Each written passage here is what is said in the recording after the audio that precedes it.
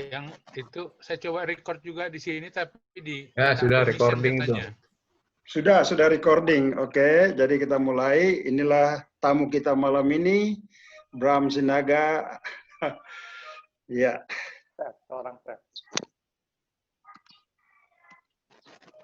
Jelas kamu sih Bramon, anak Nise.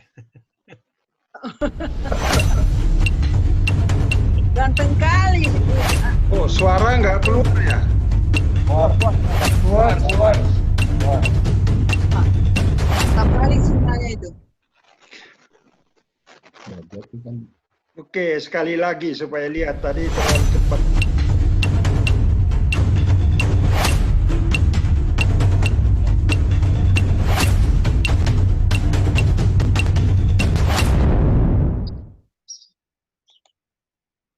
Oke, nah itulah apa pembuka kita. Jadi acara kita malam ini namanya ini Poparanopo Babiat lagi bertemu di living room ya. Itu acaranya. Nah, jadi karya dari tamu kita malam ini sudah di dalam video. Ini mulai sekarang.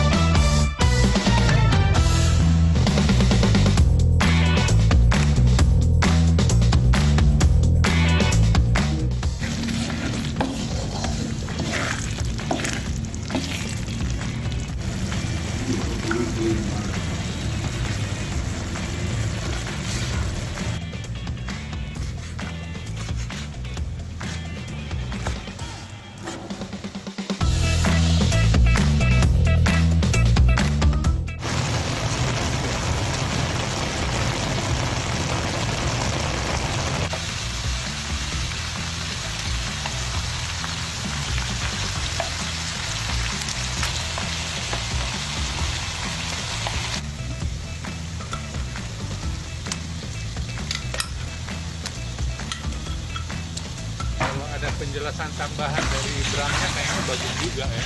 Ya, nanti jadi kita bahas ya.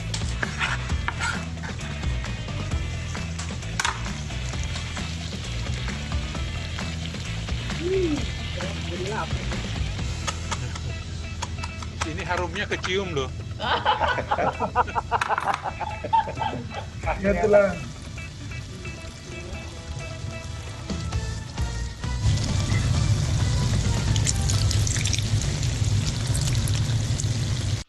Ada kok tulisan keterangannya.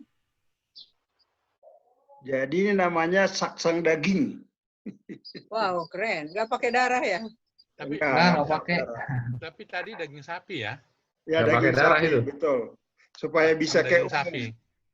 Karena berikutnya kita lihat gambar-gambar bagaimana Bram membagi-bagikan. Nah, terus dia keluar ke jalan dalam masa COVID ini. Terus membagi-bagi kepada mereka yang membutuhkan. Ini di mana ini? Ini daerah Kopo Permai. Oh, di Bandung. Ya, ini di Bandung. Ini di Bandung dibagi-baginya. Oke, saya stop dulu supaya kalau ada pertanyaan kepada narasumber kita dan mungkin kalau ada penjelasan tambahan seperti kata itu tadi, kata Batara tadi, Bapak Melinda. Ya, saya mau nanya, Bram, itu tadi kan dagingnya dulu yang dioseng. Saya lihat bumbunya belakangan. Memang begitu? Sebentar. Pakai headset dulu ya. Ya. Oh, oke. Pakai headset. Halo? Ya. Oh iya, tadi kenapa sih susah? Jadi apa namanya? Bumbu halusnya itu harus dimatangin dulu.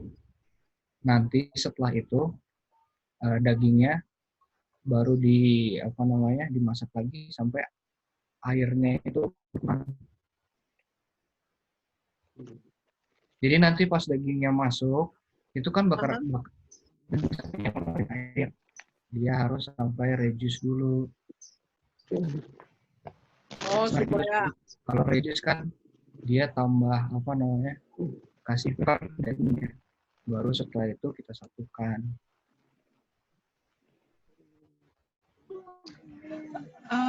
Itu airnya ditambah berapa kali ya? Kan airnya pasti berkurang ya kalau dimasak. Air apanya?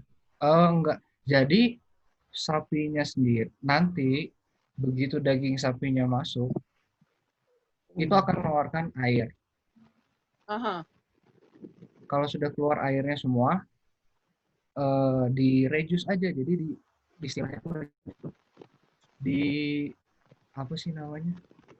Reducing. Dikurangi. Dikurangi lah airnya, dikeringin, agak sedikit kering. Jadi kayak sos gitu. Oh, sampai airnya berkurang gitu ya. Iya, sampai airnya berkurang. Dengan apinya medium apa high? Iya, dengan api yang medium. Nanti Oke. kalau high, kita pakai terus. Apinya medium. Sekarang aku mau tanya nih buat Chef Bram ya. Ya, mungkin aku panggil Chef Bram aja ya. Tadi pakai bahannya apa ya? Bahan-bahannya apa? Bumbunya. Bahan-bahannya itu terbilang gampang sekali ya. Jadi kayak bumbu halusnya itu ada bawang merah, anggaplah aku kasih tahu ada 10. Itu per 500 gram ya, 500 gram daging. 500 gram daging, bawang merahnya 10, kalau aku bilang bawang putihnya 5.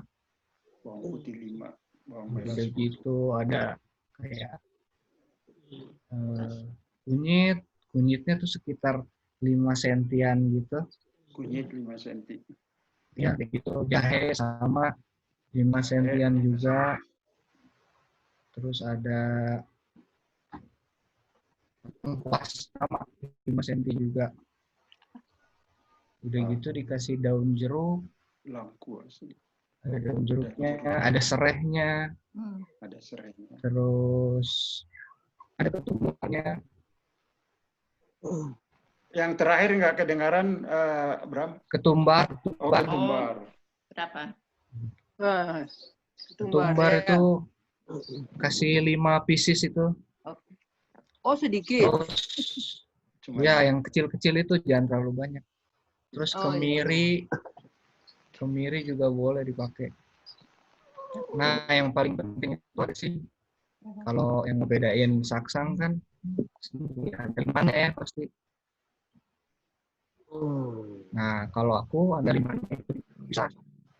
Jadi satu kita masukin ke blender, satu lagi nanti pas mau masak dagingnya supaya dia berasa pas digigit tuh meledak-meledak gitu. kurang jelas tadi, Bram, yang masuk blender satu apa itu? Yang satu lagi tidak gitu. Yang satu lagi, jadi andalimannya itu kan 1 sendok nanti dimasukin. Oh, 1 sendok. Setengahnya itu di blender, setengahnya lagi kita cacah aja. Oh, jadi kerasa ya, oh gitu. Supaya waktu digigit ya meledak gitu. Oke. Meledak-meledak. Jadi Meledak-meledak. memancing orang bertanya, ini apa ini gitu ya? Iya. Ciri khasnya ya supaya menonjolkannya. Oh, ide juga, nggak tahu kita. Oh iya, jangan lupa pakai ini ya, cabai merah tadi belum disebut untuk blenderannya. Oh, blenderannya pakai cabai merah. 10 pieces. 10 biji. Oh, Ya, 10 biji. Itu tuh 1 kilo daging ya? 500 gram setengahnya. Oh, setengah kilo. Sama ada lagi kelapa. gongseng apa? Kelapa gongseng benar. Harus sampai warnanya berubah coklat ya. Oh, Oh iya. berapa banyak? Wow. Itu kalau itu sekitar secukupnya lah. Soalnya flavornya memang strong.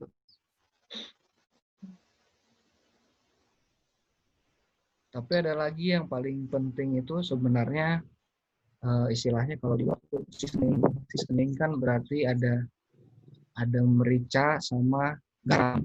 Nah, itu dua hal yang paling nggak bisa dilepas. Tapi sebenarnya kalau nggak pakai merica nggak apa-apa. Yang bikin pembeda memang garam di setiap masakan sih. Gitu.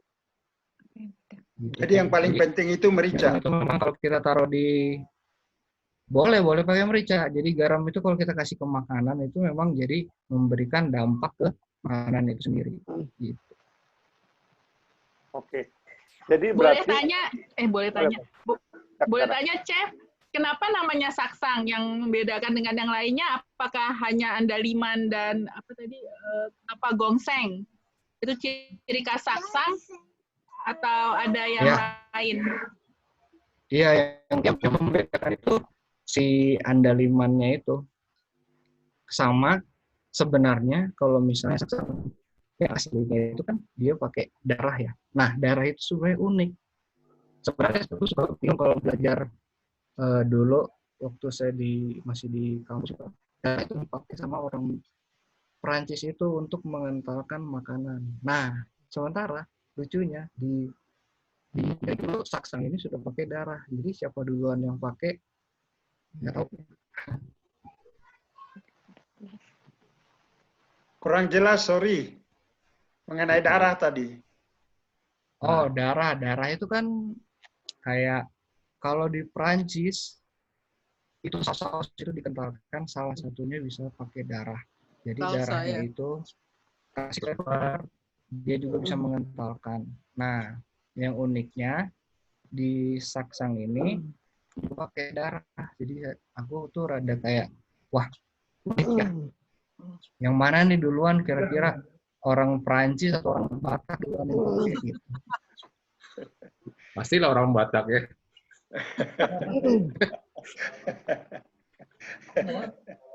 Ya, terima kasih. Ya, terima kasih, Bram. Jadi kalau yang menarik bagi aku sih tadinya Pak Oktober mengatakan garamnya. Jadi aku pikir juga hampir semua makanan itu menggunakan garam ya, Bram ya. Tadi merica dengan garam itu yang paling penentu itu adalah garam, kan gitu ya, Chef Bram ya tadi ya. Jadi garam itu kita bicara garam, yang aku tahu juga sih ya. Jadi garam itu pembuatannya garis besarnya aja adalah dari laut yang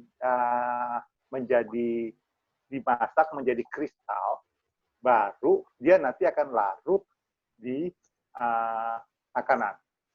Jadi, nah dampak ke dalam analoginya ke dalam kehidupan kita juga ya. Jadi kita itu dalam proses pembuatan garam itu kan dari laut dimasak jadi kristal. Jadi dalam arti kata mungkin juga tolong dikoreksi juga mungkin kalau aku salah. Jadi kita sebagai orang Kristen juga itu mengkristal itu bukan berarti kita jadi keras kepala atau jadi keras.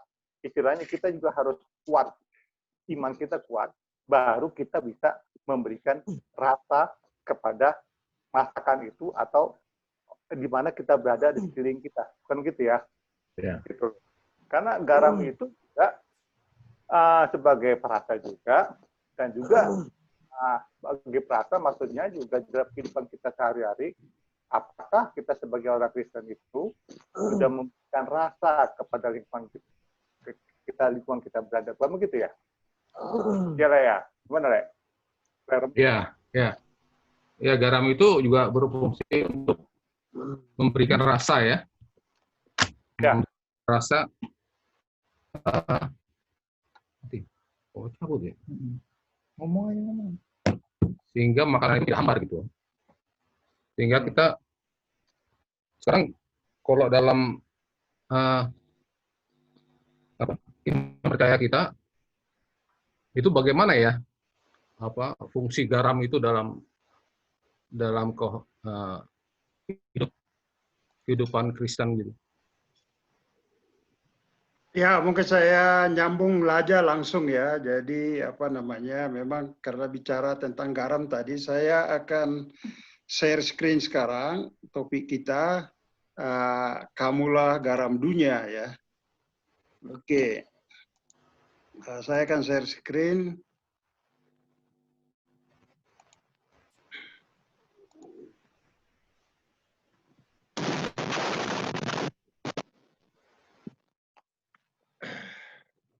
Jadi memang firman Tuhan mengatakan, kamu adalah garam dunia.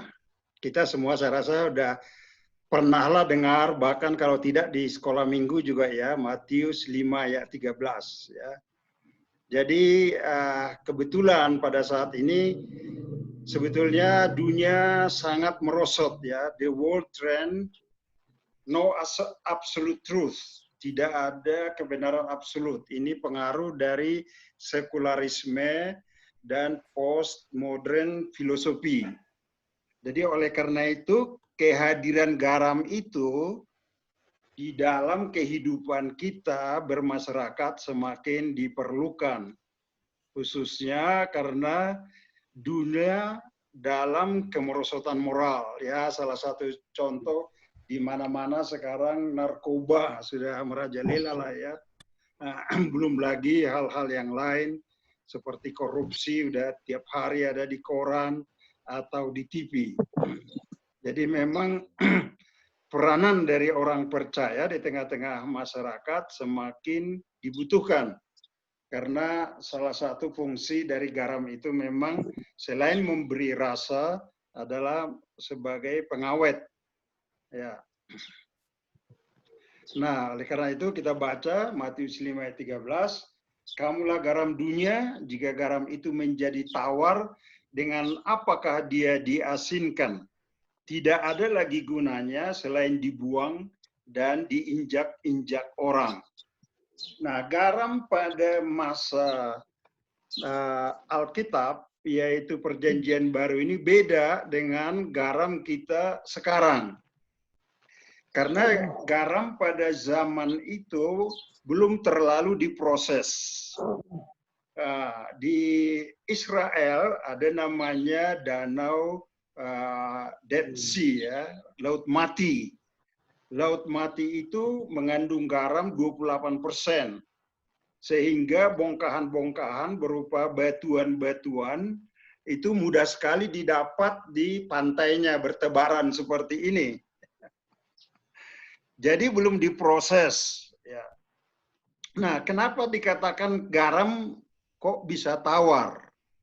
Nah, sebetulnya garam tidak tawar pada prinsipnya.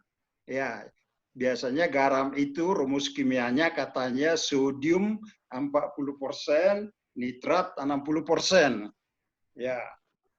Tetapi dalam konteks Perjanjian Baru, oleh karena ini merupakan bongkahan-bongkahan belum diproses, pemakaiannya pun sederhana. Jadi bongkahan-bongkahan ini diikat, kemudian kalau masak dicelupkan sebentar ke masakan, terus diangkat. Lama-lama garamnya habis, tinggal bongkahan. Nah, kalau sudah tinggal bongkahan, nggak ada gunanya lagi, inilah yang dibuang itu maksudnya. Akan diinjak-injak, akan ditaburkan di jalan. Jadi ini suatu metafor, ini suatu gambaran bahwa orang-orang percaya, kalau dia tidak punya kualitas yang memberikan dampak kepada lingkungan, akan sama seperti garam ini yang akan terbuang. Jadi itu sih maksudnya. Ya. Nah, tetapi ada satu pengertian garam lagi yang saya temukan di dalam Injil Lukas. Begini berkatanya, Lukas 14:34. Garam memang baik jika garam menjadi tawar, dengan apakah ia diasinkan? Baru ayat 35, tidak ada lagi gunanya untuk ladang maupun untuk pupuk. Orang membuangnya saja, yang mempunyai telinga hendaklah ia mendengar. Nah, ini jenis garam lain yang bercampur fosfat. Nah, salah satu unsur pupuk itu adalah fosfat. Nah, jadi kalau ini juga unsur fosfatnya sudah tidak ada, maka dia akan dibuang dan diinjak-injak sama. Jadi sama sebetulnya prinsipnya ya.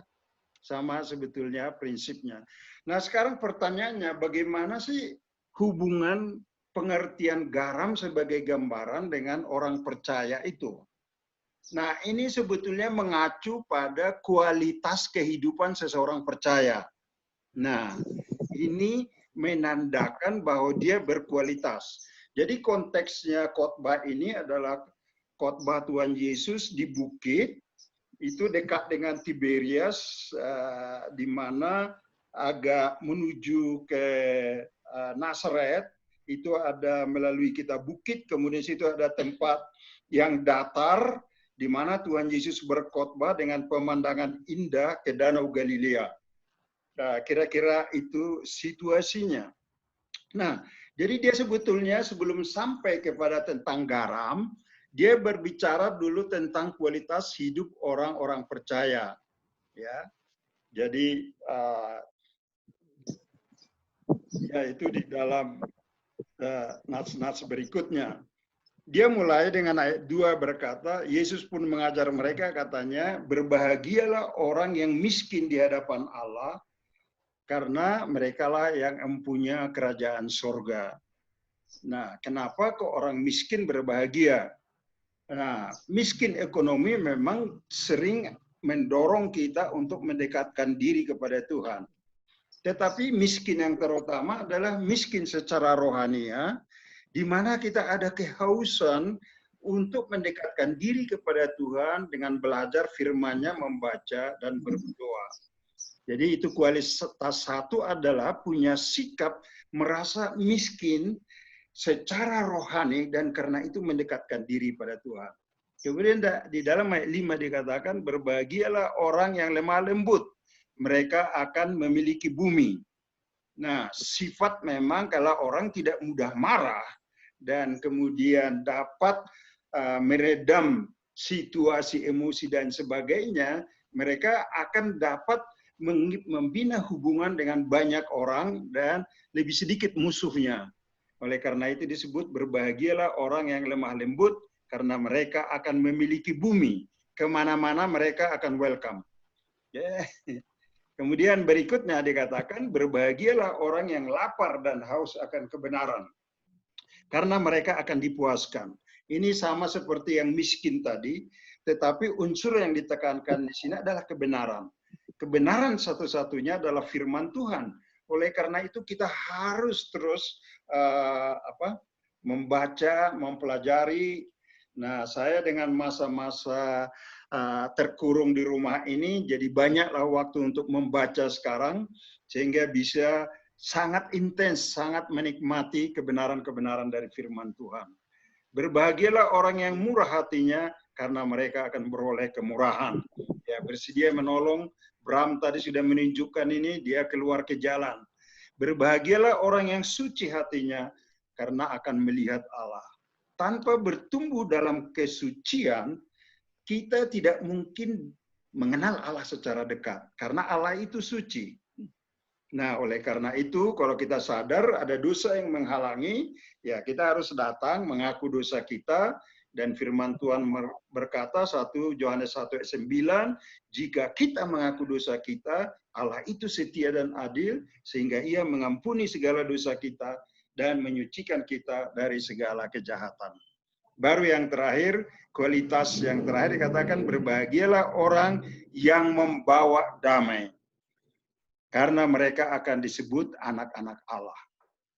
Jadi metafor garam yang memberikan rasa kepada kehidupan, yang memberikan juga preservasi atau pengawetan, dan juga kalau itu pupuk yang menyuburkan, adalah kualitas hidup yang diajarkan oleh Tuhan Yesus dalam topik berbahagia ini. Ya, itu maksudnya. Nah, baru dikatakan berikutnya, berbahagialah kamu karena aku, jika kamu dicela dan dianiaya dan difitnahkan segala yang jahat.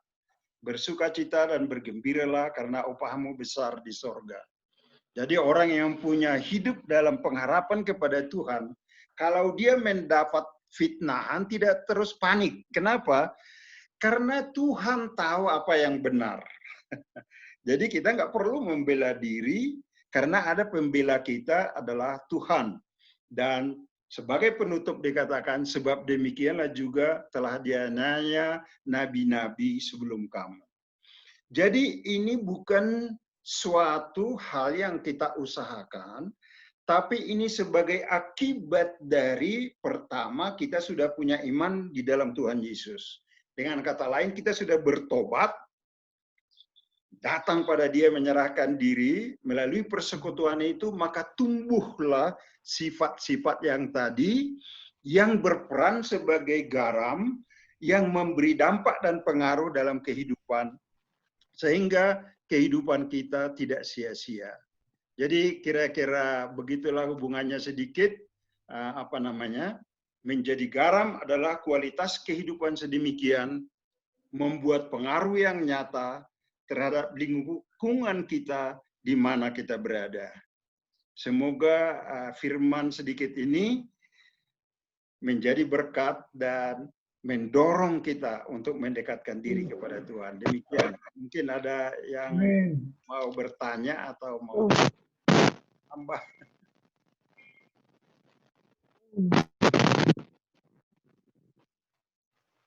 Silakan yang mau menambahkan atau pertanyaan. Mungkin aku boleh ya, udah ya. Ya, jadi, silakan. Cara mengadai garam, kalau aku gini, kadang-kadang kalau kita perhatikan, kita juga harus berpikir hati, kalau umpamanya fungsi garam ini ya, wah, sop ini keasinan. Lalu yang salah siapa? Garamnya, bukan sop. Tapi kalau sopnya enak, nggak pernah dibilang garamnya enak. Yang dibilang sopnya enak. Nah, mungkin begitu juga kita sebagai orang Kristen ya. Jadi sebagai orang percaya, kita juga harus siap untuk sampai situ. Kadang-kadang ya kita nggak perlu mencari nama, tapi kita esensi kita dimanapun kita berada. Begitu aja, udah dari aku. Mungkin dari Lesion Lingga mau tambahkan? Terima kasih Tulang, terima kasih Nantulang, terima kasih Bram. Mungkin Bram ini belum pernah kita ketemu, Bram ya. Kira-kira. Oke, nggak apa-apa. Melalui Zoom inilah kita ketemu. Ini puji Tuhan, Bram. Iya. Saya begini, Bram. Saya salut sama Bram. Ya. Karena kau memulai profesimu dengan chef. Yang menurut kebiasaan orang Batak, profesi itu jarang diminati. Ya begitu kan, Tulang? Ya, jadi chef itu bagi orang Batak itu bukan diminati. Yang diminati orang Batak adalah jadi lawyer, jadi dokter, jadi insinyur. Tapi kau begitu muda kau mulai dengan chef. Nah, jadi kalau menurut aku mau bertanya sekarang malam ini supaya nanti bisa kubagikan kepada anak-anak yang lain. Pertanyaannya sederhana, Bram. Boleh, Bram, kutanya kau? Tolong Bramnya respon. Ini mau ditanya sama Bere Sinulingga. Sebentar. Ya. Wilayah dia. Panggil lah ya sama Laya. Ya, kalau sama Sinulingga panggil Laya ya. Oh gitu. Bentar, tadi ke toilet deh. Ya. Bukan panggil Ya, lain. Bram, dengar Bram. Kenapa Bram, udah? bisa dengar saya? Ya. Ya, udah. Oke. Jadi begini, Ini, Bram. Saya bilang tadi bahwa aku salut dia kau memilih profesimu di chef yang kurang diminati oleh orang Batak, kan begitu. Nah, sekarang saya mau tanya sama Bram. Kau tentu sudah menikmati buah dari profesimu sebagai chef ini. Nah, aku mau tanya, apakah memang kau sudah sungguh bersukacita menekuni karunia yang Tuhan berikan sama kau sebagai chef sekarang ini? Kau udah ngomong nggak suka jadi chef. Iya. Pertama ya, apa namanya?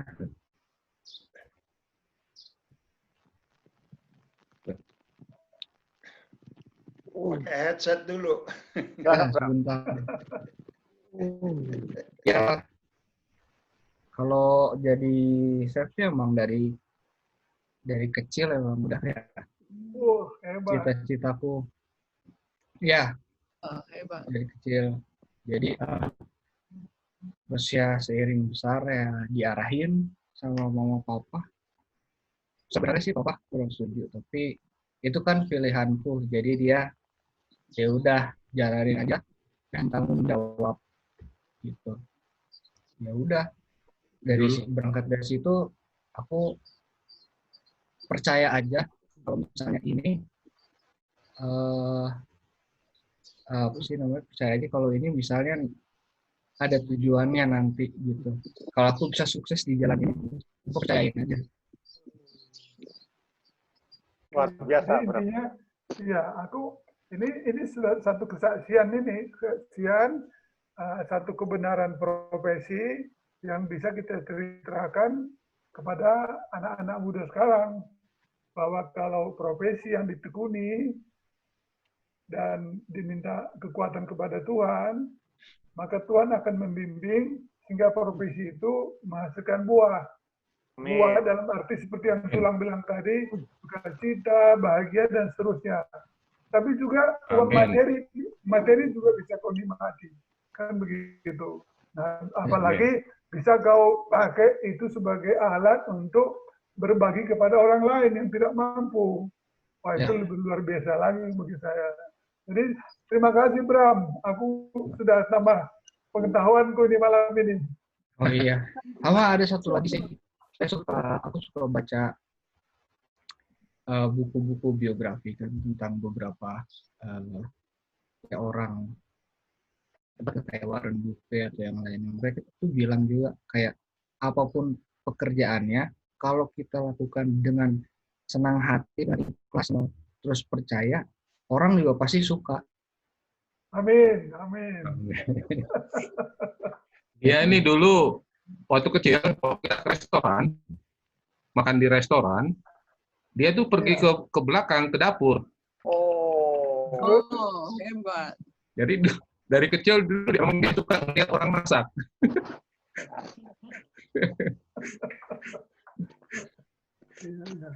Mudah-mudahan COVID ini selesai supaya kita praktek di dunia nyata. Setuju, Tulang. Setuju. Betul, dah. Setuju, Tulang. Kita di Bandung aja, Tulang. Ya. Bikin saksang sapi kita. Iya. Lanjut. Saksang ayam juga bisa ya? Bisa. Ayam. Ya. Udah pernah coba deke nggak, Bram? Deke. Asik. Ya, arsik. Arsik udah, ya pernah coba. Oh, bisa juga. Wah, hebat itu. Nah, iya. Yang masih pengen tahu itu sebenarnya tombur itu. Tombur. Wah, itu belajar dari Tambur itu. Tambur lebih jago itu. Makanan aja itu. Ya. Iya. Nanti dibikin belajar dari Chef Philadelphia. Iya. Nanti dibikin menunya di restoran di sana. Iya, Bram, ya. Tapi Tulang juga bangga ya kalau seorang chef cepat tapi juga tidak melupakan masakan asal usulmu itu ya. Justru kau harus kembangkan lagi dan dieksplor. Ya, begitulah ya, kurang lebih ya. Ya, gitu. Jadi jangan ditinggalkan gitu. Justru harus dikenalkan gitu pada dunia bahwa inilah makanan asal usulku. Ada lagi? Iya dong. Silakan, apa Bram? Ya, soalnya kalau di luar itu aku pernah kerja sama orang chefnya Prancis, orang Itali, orang Portugis yang terakhir ini juga dia top gitu ya di sananya di Eropa. Nah, mereka ini membawakan identitas mereka, masakan-masakan Portugis, Prancis, Itali. Terus aku sempat mikir, berarti kalau saya mau memperkenalkan ini, kalau mau masakan Indonesia maju ya, saya juga harus cari saya. Ya dari masakan-masakan Batak gitu, atau ya masakan Sumatera. Itulah yang harus digali lagi.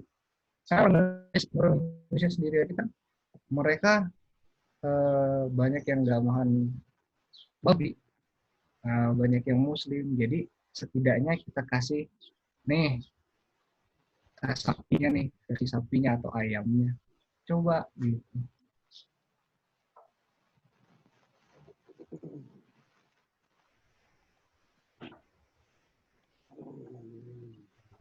Ada lagi?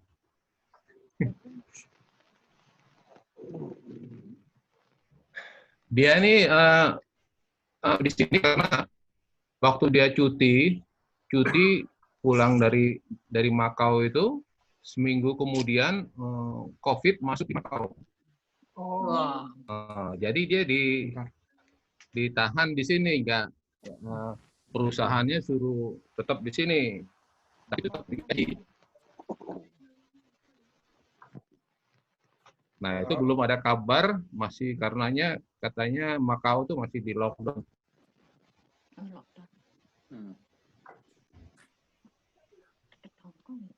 Bukan,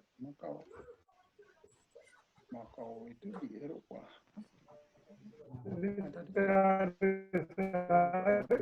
Harinya Bram di Makau. Ya. Kenapa?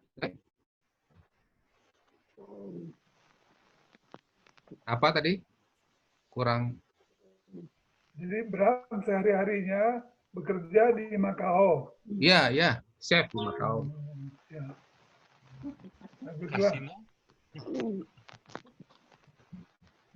Di tempat Dekat Hongkong. Iya, saya kasih. Oh,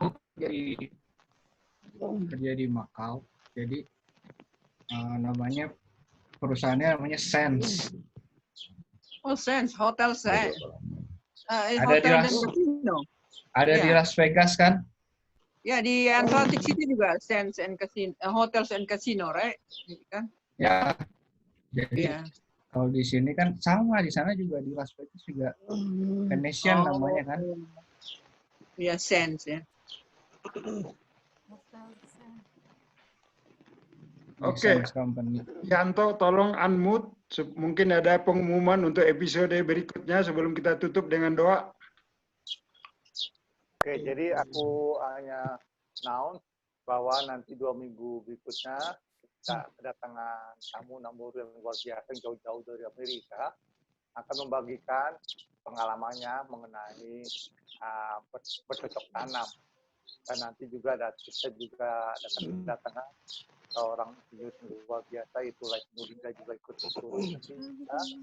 Dan acara ini, Living Room ini sumber narasumber adalah dari Uda Badu sendiri, dan hostnya sesungguhnya dibantu juga sama Le Romeo yang sebagai berfungsi sebagai host. Dan kami juga mengucapkan terima kasih semua kepada saudara yang Terima kasih. Dan juga tetap kita mengharapkan dukungan doa dari saudara kita semua. Kiranya acara Living Room ini menjadi berkat bagi banyak orang. Terima kasih Tulang, terima kasih Nantulang. Ya. Baik, kita Terima akan kasih buat semuanya. Ya, kita akan tutup dengan doa ya. ya. Silakan Ya. Tulang. Bapa di dalam surga, kami bersyukur dan berterima kasih untuk persekutuan kami, khususnya mengerti mengenai berkat-berkat Tuhan dalam talenta memasak dan betapa Tuhan memberikan berbagai talenta bagi kami Tuhan untuk dapat menjadi kemuliaan kepujian bagi nama-Mu, sehingga kami kiranya dapat memberi kontribusi dan sumbangan kepada kehidupan ini sebelum Tuhan memanggil kami. Sehingga dengan demikian nama Tuhan dipermuliakan dan kehidupan kami menjadi bermanfaat. Tolonglah kami Tuhan supaya kami berperan sebagai garam di tempat lingkungan masing-masing. Anugerah dari Tuhan Yesus Kristus, kasih setia dari Allah, dan persekutuan dengan Roh Kudus kiranya menyertai kita dari sekarang sampai Tuhan Yesus datang dalam kemuliaan. Amin. Amin. Sebagai Tulang. penutup ya, saya Tulang. tampilkan itunya lagi 10 siblings Bumper. bumper. Selamat malam Tulang, selamat malam Nantulang. Malam. Selamat.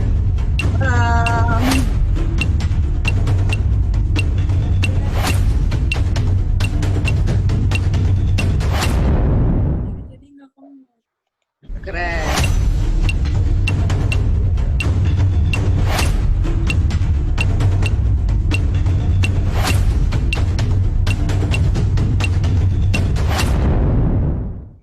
Oke, selesai. Bye. Selamat malam.